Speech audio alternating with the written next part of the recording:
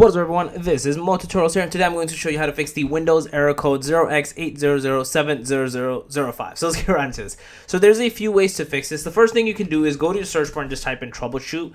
Click into additional troubleshooters, and in here find the Windows Update troubleshooter, because this is usually what the error pertains to. So run this troubleshooter and see if this fixes it for you. If not, that's fine. We're going to move on to the next step, which is go back to your search bar and type in services, and we're going to look for something called Windows Update right here. So we're going to right click into this specific service, click into properties. First, change startup type from whatever to automatic. So yours might be on manual, disabled, or automatic delete start.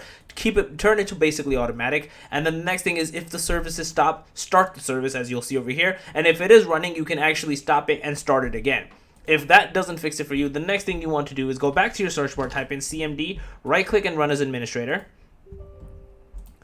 In here, basically, we're going to type in the command regsvr32 space quartz.dll and basically run this. Once you do this, restart your computer, you should be good to go and not have this error persist any longer. So yeah, that's basically it. If you guys have a video, please thumbs up, go ahead and channel, make sure to subscribe, click that notification bell, and that one throws out. Peace.